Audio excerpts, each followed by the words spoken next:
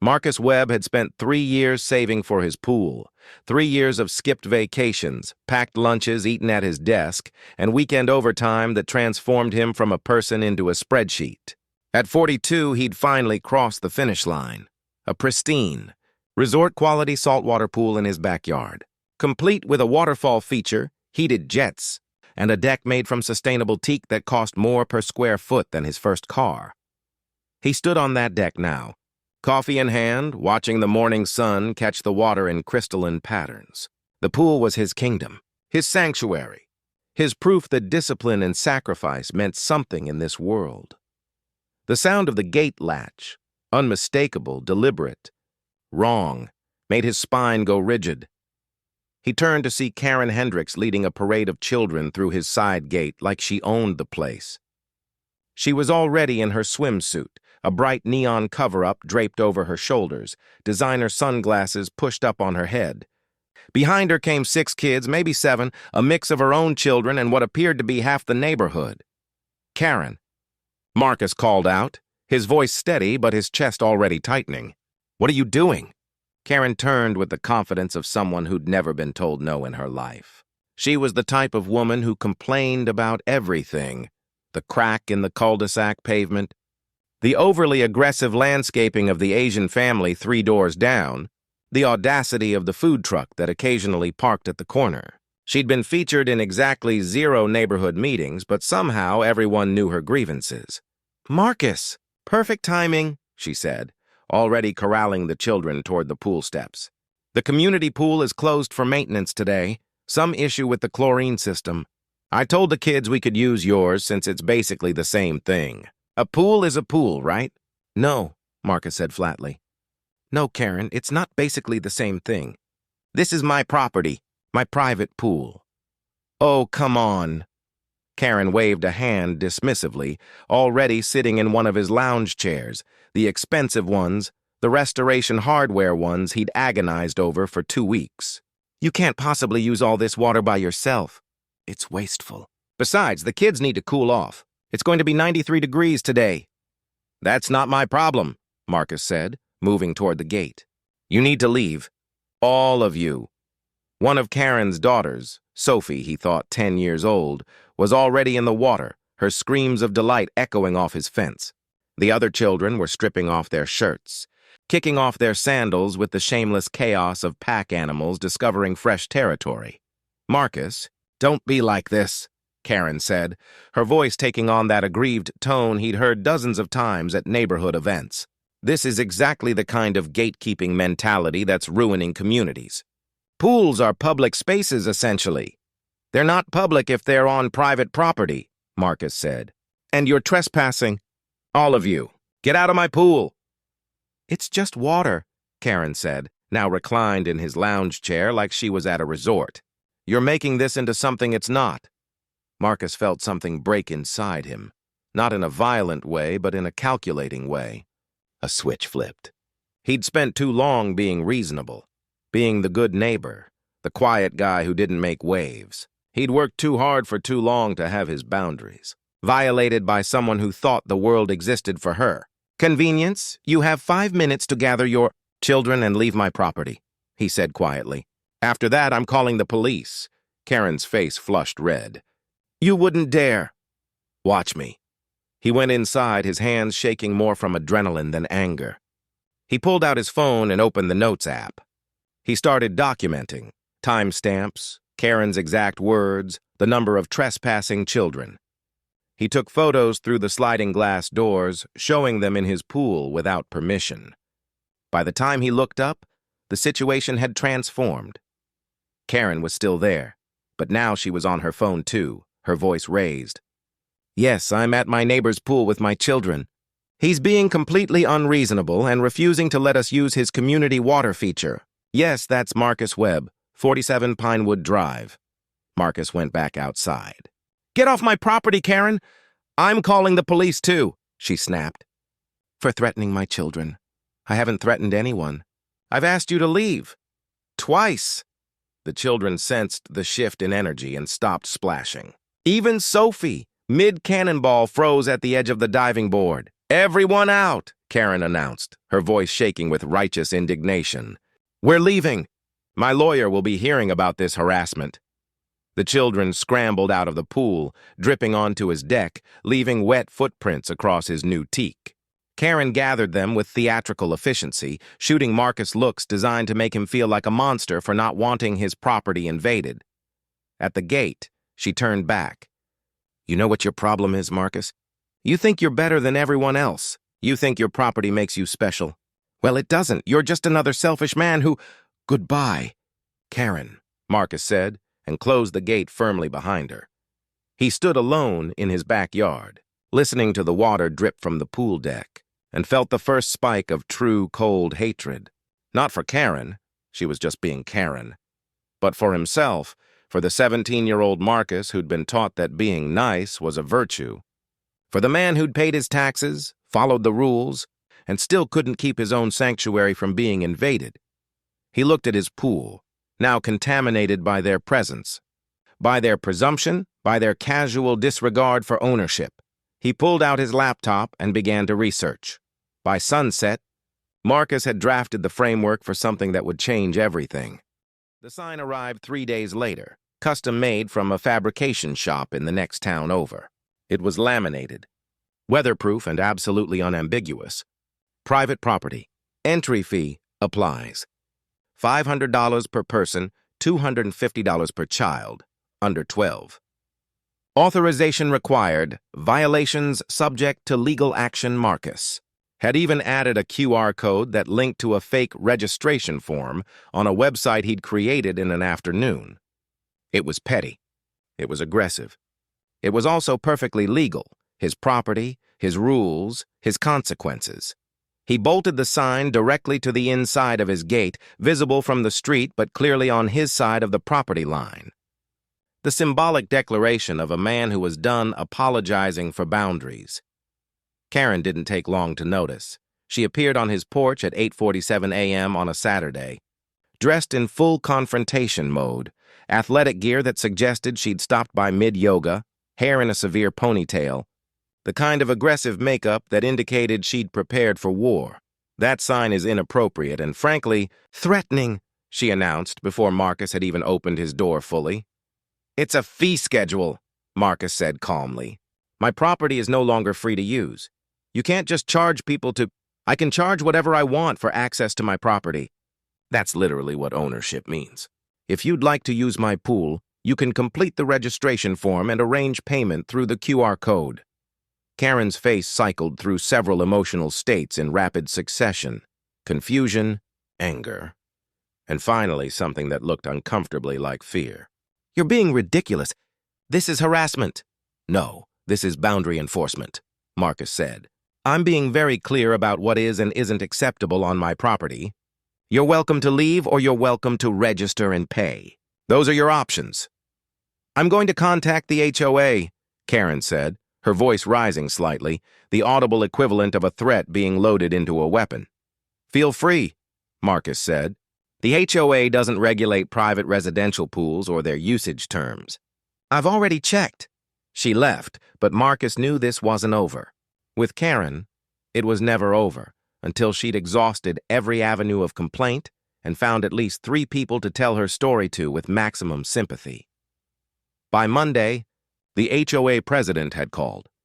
"Marcus, I've had a complaint about a sign on your property," Patricia said, her voice carrying the careful neutrality of someone trying not to take sides in a dispute that had probably already spread through the neighborhood like wildfire. "Can you tell me what's going on?" Marcus explained everything: the trespassing, Karen's casual invasion of his private space, his response. Patricia listened without interrupting, which was either a good sign or a sign that she'd already heard Karen's version and was giving him a chance to defend himself before ruling against him. "The sign seems aggressive," Patricia finally said. "It's clarifying," Marcus replied. "I have security cameras that clearly show Karen and her children entering my property without permission. I asked them to leave. They refused and became hostile. Now I'm making it clear that this isn't a public space. That's not aggressive. That's reasonable. The $500 fee is not actually enforceable against Karen. Marcus said smoothly, since she would refuse to pay and I wouldn't actually sue my neighbor. It's deterrent signage. The alternative is having my privacy continuously violated. I thought this was the more civilized approach. Patricia was quiet for a moment. Marcus could almost hear her calculating the political cost of supporting either position. Keep the sign, she finally said, but tone it down. Aesthetically, it's garnering complaints. Make it less aggressive looking. More professional. The message can stay, but the tone needs adjustment. Absolutely, Marcus said. Thank you, Patricia. He hung up, feeling something he hadn't felt in days, a sense of control, of power, of a man who'd finally decided that his life was his own and everyone else would have to respect that or face the consequences. He designed a new sign that night. Sleeker, more upscale, more resort and less warning. It looked like something from a luxury property, the kind of place that naturally commanded respect through sheer aesthetic authority. He installed it on Saturday morning. By noon, Karen had sent him a text message that would later become evidence. This isn't over. I'm documenting this harassment campaign. My lawyer says you're violating my emotional safety. Marcus saved the message, added it to the folder with all the others, and smiled. He was winning. The power of documentation was something Marcus had underestimated until he started keeping records. He installed 4 security cameras around his backyard. Perfectly legal, all pointing at his own property, capturing the gate, the pool deck, and the surrounding area. He began a spreadsheet. Dates, times, observations, screenshots from the footage. He screenshotted every text from Karen, every passive-aggressive message posted in the neighborhood Facebook group that clearly referenced him without naming him. Some people think, they're too good to be part of a community. My children have been emotionally traumatized by a neighbor's unkindness. This is exactly what's wrong with privileged white men. Each one was a brick in the wall Marcus was building. Not a wall to keep people out, but a wall that proved he'd been wronged first. That this was self-defense, not aggression. 3 weeks passed. The neighborhood adjusted to the new reality of Marcus's boundaries. A few kids tested it. Friends of Sophie's who'd heard there was a pool and didn't understand why they couldn't just go use it. Each time, Marcus calmly directed them to the sign and its fee schedule. Each time, their parents laughed it off and picked them up. Understanding that Marcus wasn't joking, Karen, however, escalated. She filed a complaint with the city about the sign. Claiming it constituted a safety hazard, it didn't. She called the county assessor's office suggesting that Marcus's pool was a commercial enterprise now and should be taxed accordingly. It wasn't, and he explained this in a call. She even contacted the police non-emergency line to report his security cameras, which was dismissed immediately as the caller not understanding property law. Each escalation was documented. Each attempt was filed away. But then came the Thursday evening that changed the trajectory of everything. Marcus was grilling dinner when Karen appeared at his gate with her phone raised, filming. She wasn't alone. She had Sophie and 2 other children with her dressed in swimsuits. I'm documenting your discriminatory practices, Karen announced loudly, clearly performing for the camera. My children have just as much right to this pool as anyone else.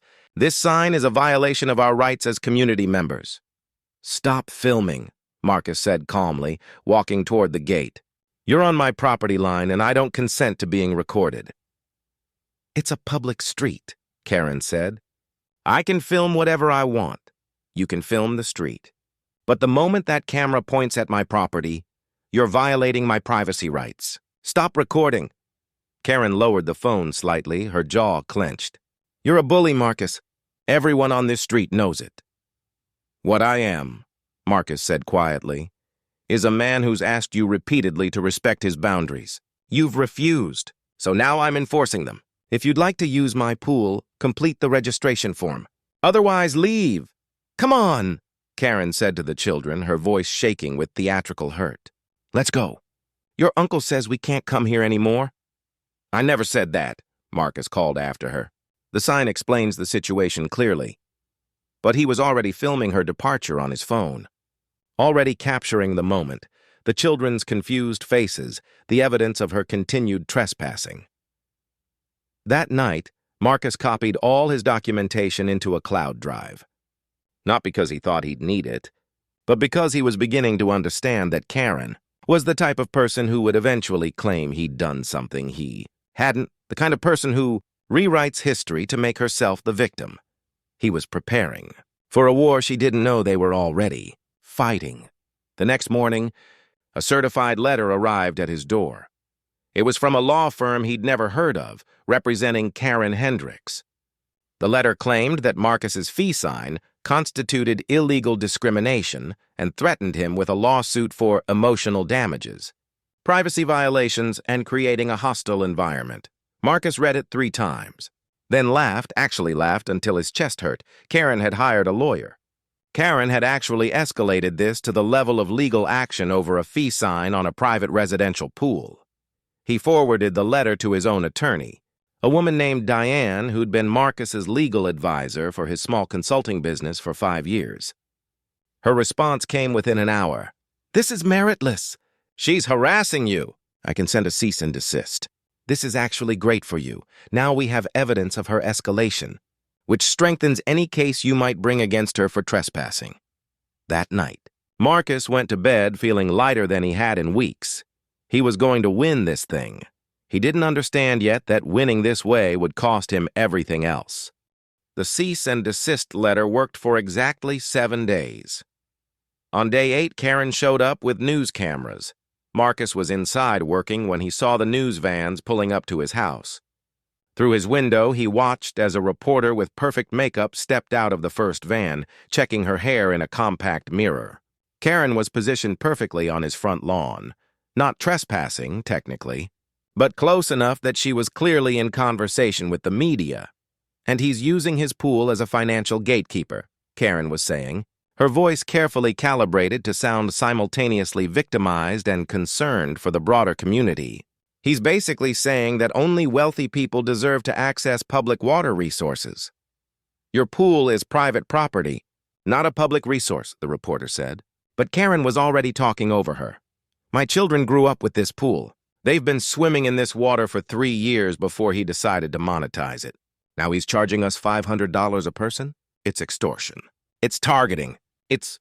Marcus turned off the TV before he could hear more. He called Diane. "There are news cameras outside my house." "I'm aware," Diane said quietly. "They're calling me for comment." The story they're running is essentially, wealthy man exploits pool while neighborhood children suffer. It's meant to be sympathetic to Karen. How is that fair? Marcus heard his own voice rise, felt the indignation flush through his system like poison. "She trespassed on my property. She invaded my space. I set a boundary." "Yes, and setting boundaries is legal and appropriate," Diane said calmly. "But it's not a good television story. A boundary is boring. A man charging his neighbors $500 to use his pool is a story." Marcus hung up and watched through his window as the reporter turned to the camera. The news would air that night. By morning, he'd be a villain on the internet, a rich guy who'd somehow wronged a mother and her children by not letting them use his pool for free.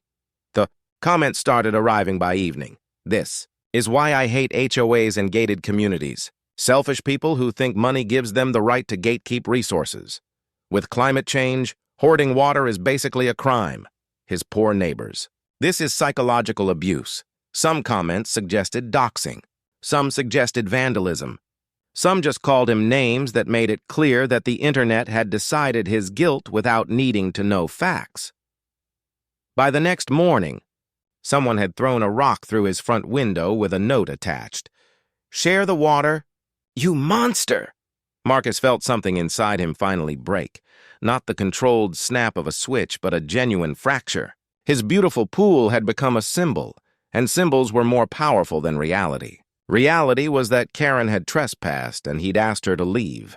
Symbols were that a wealthy man was hoarding water from desperate children.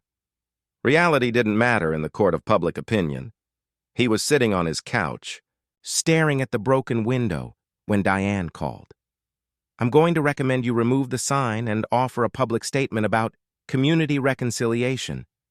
she said without preamble. We need to control the narrative. No, Marcus said flatly. Marcus, there are people calling for a boycott of your consulting business. You had 3 clients cancel this morning. I don't care. You should care. This is going to cost you money and reputation either way, but at least removing the sign and making peace gestures gets you back in the narrative as someone who's learning and growing. Marcus hung up on her. He walked into his backyard and stared at his pool, that beautiful, expensive symbol of 3 years of discipline and sacrifice. The water was still perfect, still crystalline, still entirely his. And it meant nothing now. He thought about Karen as he stood there. He thought about how she'd never faced consequences for anything. Not for trespassing, not for lying to the media, not for the rock through his window.